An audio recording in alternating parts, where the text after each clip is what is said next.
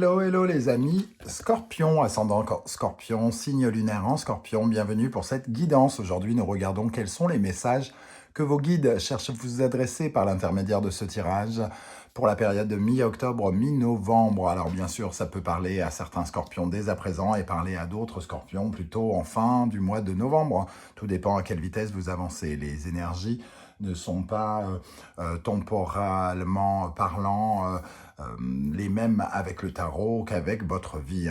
Je vous rappelle également que c'est un tirage général, donc ça ne peut pas parler à tous les scorpions de la même façon. Donc prenez bien ces messages avec beaucoup de discernement. Ne prenez que ce qui vibre avec ce que vous vivez. N'hésitez pas à adapter mon vocabulaire à votre situation pour qu'il corresponde mieux à ce que vous vivez.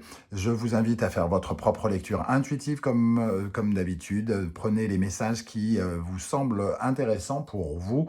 Voilà, je vous recommande de regarder la vidéo de votre signe ascendant et de votre signe lunaire pour avoir des compléments d'information et pourquoi pas recevoir un autre message qui peut-être vous intéressera davantage.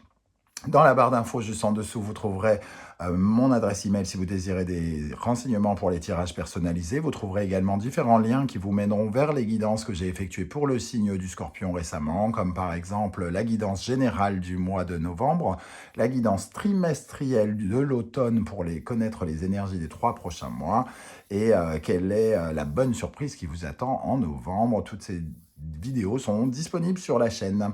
On va pouvoir commencer. On commence avec un message du livre L'Instant Magique Oracle pour les Scorpions. Quel est le message pour les Scorpions pour la période du 15 octobre au 15 novembre pour les Scorpions? Quel est le message de l'univers pour les Scorpions?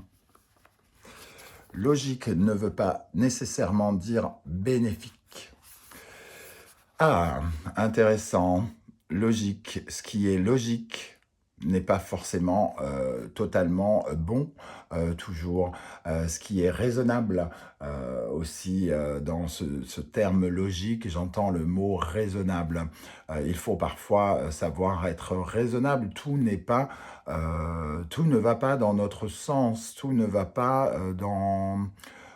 voilà, dans ce qui rapporte, j'ai envie de dire. Il y a quelque chose ici qui vous invite à être peut-être un peu moins sûr de vous, bénéfique. Alors, est-ce que vous désirez quelque chose en ce moment-là, parce que vous trouvez que c'est logique? C'est pas forcément la réponse qu'on vous donne ici avec le livre. On verra avec le reste du tirage. Une deuxième. Défi de l'intuition, un cercueil. Que signifie pour vous un cercueil? Qu'éveille en vous cette image? C'est pour moi, le cercueil, c'est la fin de quelque chose pour le début de quelque chose. Et ici, ça vous relie à peut-être une certaine forme de peine, quelque chose qui s'est arrêté pour vous, quelque chose qui prend fin ou qui a pris fin et qui n'a pas forcément la suite, qui ne donne pas forcément la suite que vous attendiez pour une raison X ou Y. Voilà comment ça résonne avec moi par rapport à l'autre message. On va voir avec le tirage en entier ce que ça peut nous dire. Donc ici, avec l'énergie principale du tarot de Marseille, de quel message cherche à vous transmettre vos guides? Le pendu inversé. On nous dit que ici, avec le pendu inversé, qu'on ne voit peut-être pas une situation telle qu'elle est totalement. C'est-à-dire, le pendu inversé nous parle, par exemple, d'avoir un bandeau sur les yeux, d'avoir un sens des réalités qui n'est pas forcément le bon et qui crée un mauvais enchaînement des événements. Donc, un peu plus de discernement pourrait vous aider ici. On vous invite à peut-être considérer les choses, peut-être que vous avez des vœux, vous souhaitez quelque chose, vous avez des vœux qui sont un peu soit exagérés, soit un peu galvaudés. C'est un peu comme si vous aviez des vœux qui peuvent s'avérer stériles parce que vous ne regardez peut-être pas la situation totalement de la bonne façon, comme si vous aviez un bandeau sur les œufs. Un bandeau sur les yeux. Voilà, ça nous parle aussi peut-être d'un sacrifice que vous devez faire, euh, mais que vous ne voulez pas faire. Il y a quelque chose ici aussi, sacrifice non consenti qu'on peut ressentir avec ce pendu.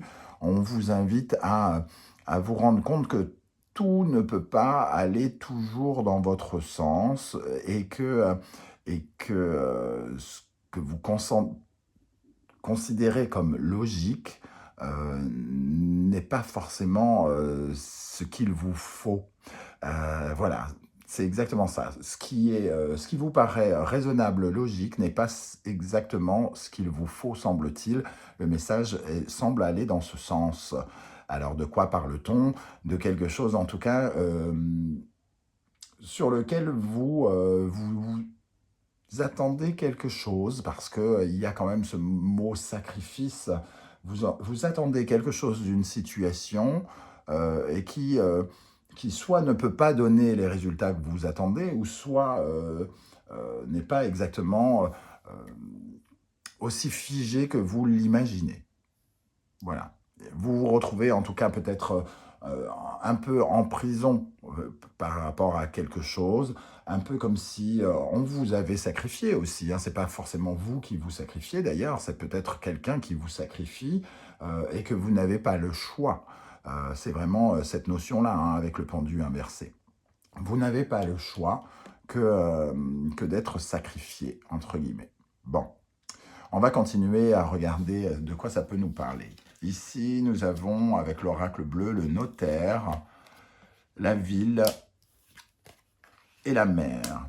Pour moi, bon, le notaire et la ville, il est question ici peut-être de juridique, de papier, hein, d'un sacrifice par rapport à quelque chose qui peut être rendu, une justice qui peut être rendue. On reparle ici avec le notaire finalement de ce côté équitable, de ce côté juste, de ce côté logique et raisonnable. Ici, vous êtes peut-être dans des affaires de papier, de maison, quelque chose qui est dans une certaine forme d'agitation avec la ville, hein, qui peut nous parler de biens immobiliers, de sommes d'argent, de possession, une justice qui devrait vous rendre quelque chose peut-être. Le pendu nous dit qu'il y a quelque chose d'un peu figé, que par exemple, soit vous attendez trop du juge et que vous vous, entre guillemets, trompez, ou soit que la personne en face de vous attend quelque chose du juge et qu'elle se trompe. Voilà, c'est ce genre de situation en tout cas. La mer nous parle de la fluidité, donc nous parle de quelque chose qui doit passer d'une main à une autre, hein, entre guillemets. Peut-être que vous êtes concerné par un legs ou quelque chose qui doit passer d'une main à une autre. Et la fluidité, c'est quand même finalement aussi la notion un petit peu de partage, d'équité. Qu'est-ce qui vous revient, qu'est-ce qui ne vous revient pas, qu'est-ce qui se partage. La mer, ça représente aussi les émotions.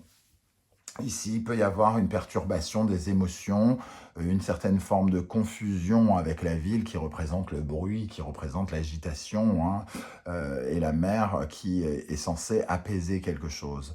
Donc vous attendez peut-être des papiers, des documents juridiques ou une décision de justice qui vous permettrait d'apaiser certaines situations concernant vraisemblablement des possessions, de l'argent ou des murs, une maison par exemple, hein.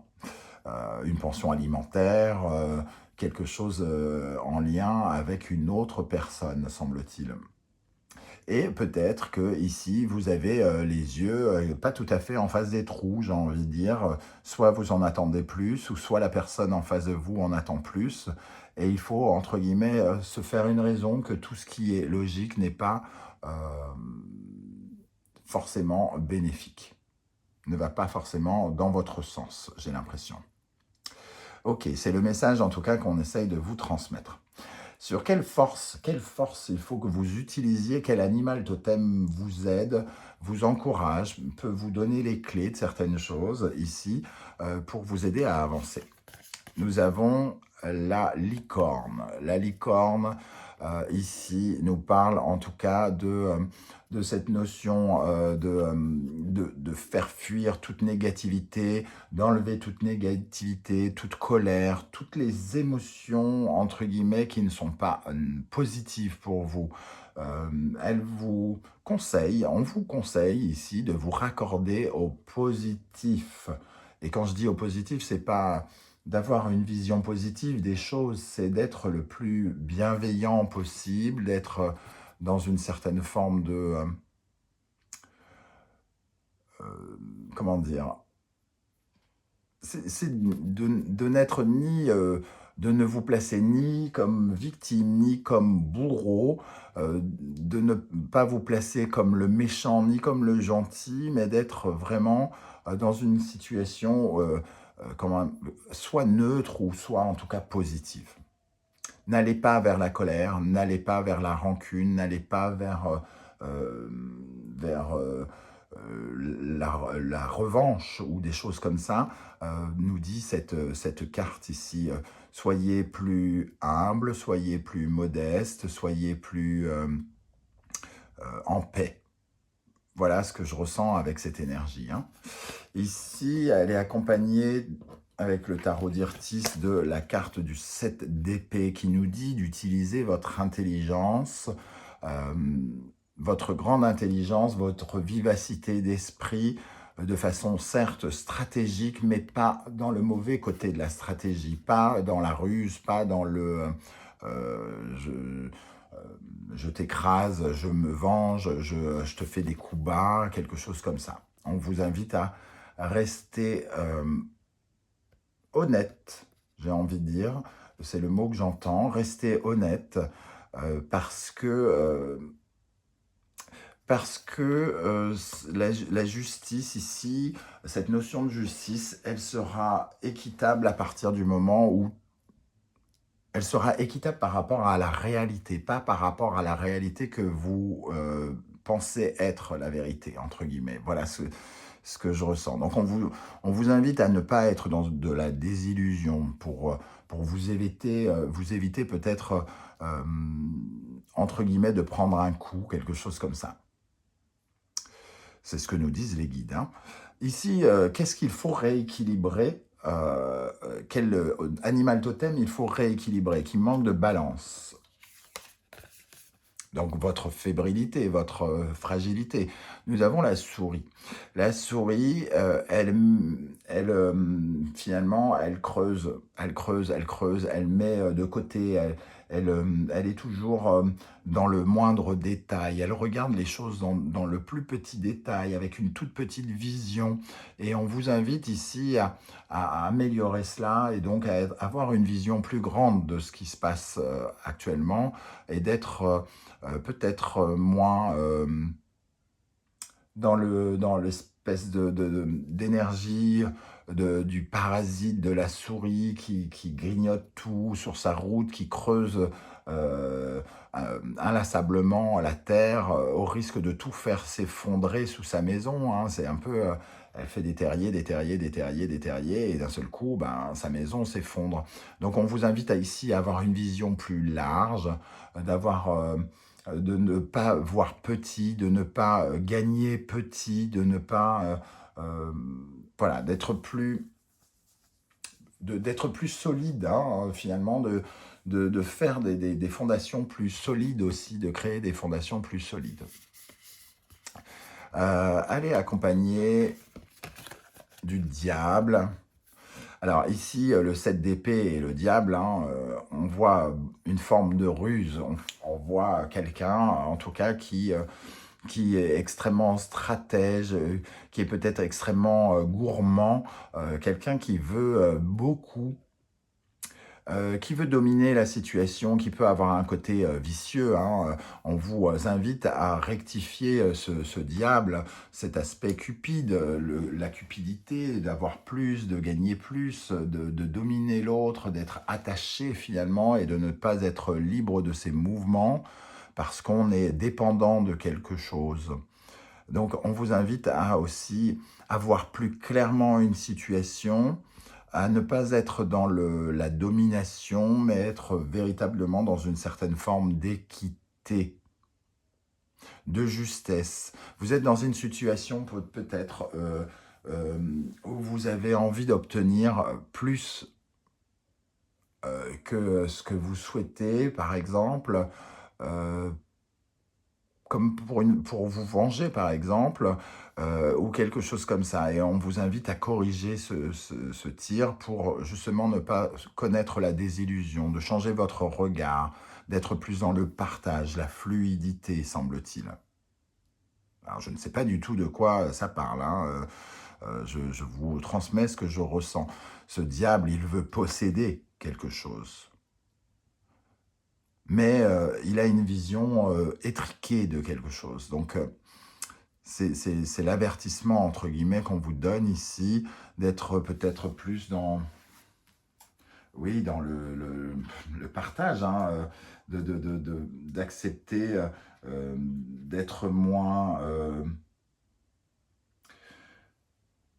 Ici, il peut y avoir la notion d'avoir l'impression de voler ou d'être voleur ou d'être volé ici, et on nous parle d'équité.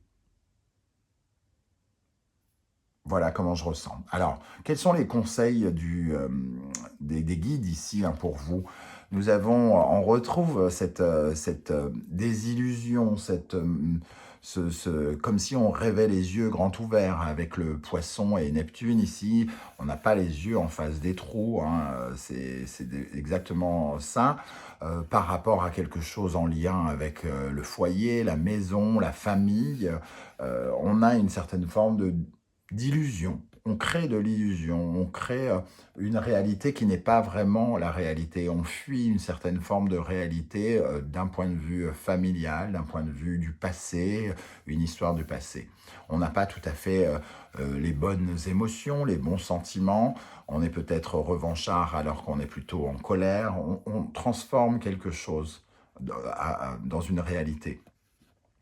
Ici, cette personne, dans sa cage de verre, a presque envie d'oublier qu'elle est entourée d'épines de roses, et elle attend. Et elle attend en dormant qu'on vienne la sauver, que ses rêves viennent la sauver, entre guillemets, ici. Donc, on vous dit d'être plus dans la réalité, hein, par rapport à ce qui est en lien avec votre foyer, votre maison, votre passé, votre famille. Ici, d'être plus dans l'équité, dans la loyauté, de regarder les choses, les vérités en face par rapport à la situation que vous traversez actuellement. Et nous avons, voilà, hein, la vérité en face. On a cette lumière qui vient éclairer ce gris.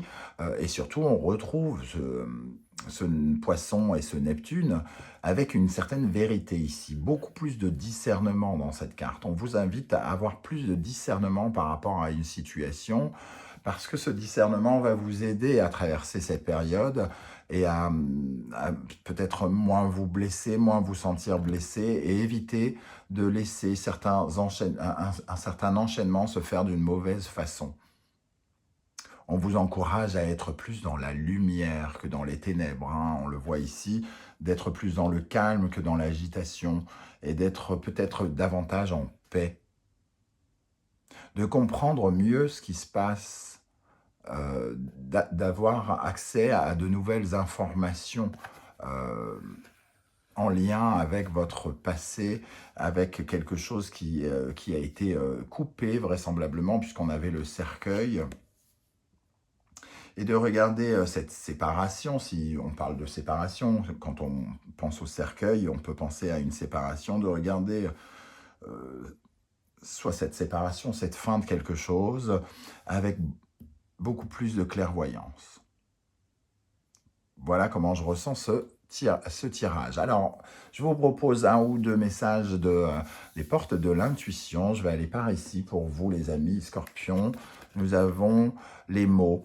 Le succès va dépendre d'un état d'esprit positif et de l'emploi de certains mots que vous utilisez. La licorne ici, hein. Soyez positif, ne soyez pas trop sévère, j'ai l'impression, avec quelqu'un, avec le 7 d'épée. Soyez dans la lucidité, mais faites attention aux mots que vous utilisez, à ne pas, j'ai l'impression, à ne pas vous salir les mains. Parce que vous vous sacrifieriez quelque part. Vous ne seriez pas totalement vous-même. La chance, croyez en votre bonne étoile et vous provoquerez de véritables coups de chance. Ici, j'ai l'impression que vos guides vous disent « Laissez les choses se faire proprement. Si vous le faites proprement, si vous laissez, si vous ne vous salissez pas les mains, vous verrez que vous en serez récompensé quelque part. Les choses vont se passer, doivent se passer comme elles doivent se passer. Et ici, c'est un peu comme si vous essayiez de manipuler le destin pour créer une chance, une meilleure chance, pardon, et que finalement, vous risquez de gâcher vos chances quelque part. Et on vous invite à faire confiance en votre chance et en la justice. Une dernière carte, la transmutation, c'est le moment de compter sur votre guérisseur intérieur. D'être davantage en paix avec vous-même et de guérir quelque chose, sans doute qui a été blessé. Hein. Pour moi, je ressens vraiment une sorte de blessure, comme si vous aviez envie d'en découdre, de vous venger, ou quelque chose comme ça, et que là, vous attendez que la justice vienne à votre secours, mais en gros, vous la suppliez de même d'être injuste, entre guillemets, pour vous satisfaire quelque part. C'est vraiment comme ça que je ressens le tirage. Alors, c'est pas un tirage anodin, je ne sais pas du tout comment ça va vous parler, ça risque de ne pas parler à tous les scorpions de la même façon, pardon, mais n'hésitez pas à me dire en commentaire comment ça vibre avec ce que vous vivez actuellement, j'aurai plaisir à vous lire et à vous répondre. Si vous avez apprécié ce tirage, surtout n'oubliez pas de liker la vidéo, de la partager, de vous abonner si ce n'est pas déjà fait. Je vous en remercie, ça m'aide à avoir une meilleure présence sur YouTube et donc d'accéder à de nouvelles personnes qui peut-être ont besoin de ces messages également. Je vous remercie de m'avoir réécouté. Je remercie également les scorpions qui ont fait un don d'ailleurs à la chaîne Animanimus Tarot par le biais du Super Sphinx, par les temps qui courent avec les difficultés que nous traversons. C'est d'autant plus touchant pour moi que vous me souteniez financièrement. Merci à tous. Je vous retrouverai avec beaucoup de plaisir très bientôt pour une guidance 100% sentimentale relationnelle. En attendant, prenez soin de vous les amis scorpions. À très bientôt. Merci d'être là. Ciao, ciao.